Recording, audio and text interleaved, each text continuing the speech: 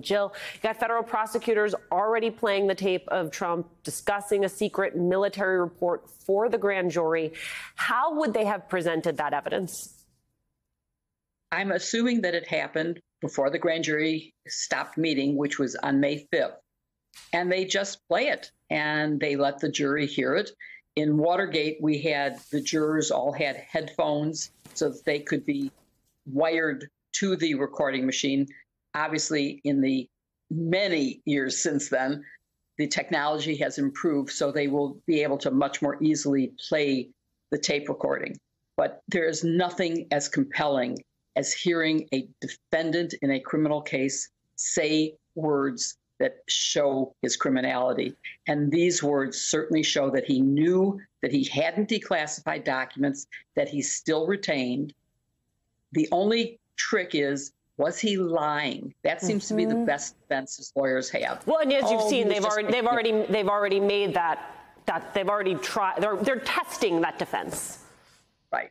It's not going to work. It's not a good defense because at any event, we know that recovered from Mar-a-Lago were many classified documents, and that he knows that he didn't declassify them because he admits he didn't declassify.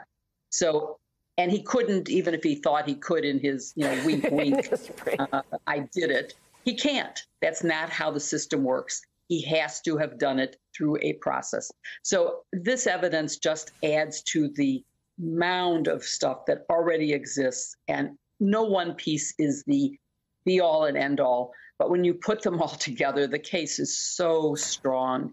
You cannot imagine is getting away with this. I'm wearing a toast pin today because I think he's toast. As always, the pins are the highlight of these segments. David, take everything that Jill just said and then contrast it with the fact that you have Trump at a town hall this week saying, quote, he did everything right with his stash of classified documents, which I guess at this point, like what else is there to say? But he's banking on voters believing this alternate reality or not caring. Yeah, look, there are arguments Donald Trump can get away with in the court of public opinion in front of a political jury that he simply can't get away with in front of a courtroom jury. And Jill knows that very well. And so this is not hyperbole. This is just where we stand today, Alicia. I think the hard question we're going to have to wrestle with is, can Donald Trump secure the Republican nomination while on trial in a criminal case or multiple criminal cases, or already having been convicted in one of those cases, from the Alvin Bragg case to the documents case to the Fani Willis case, and we'll see about J6. But any of those first three, the timelines can take a long time, right? As a defendant, he has the ability to exercise a lot of delays in the process. But the truth is, in the heart of a Republican primary, Donald Trump may be on trial or already convicted. We have not seen that affect his support within the Republican primary.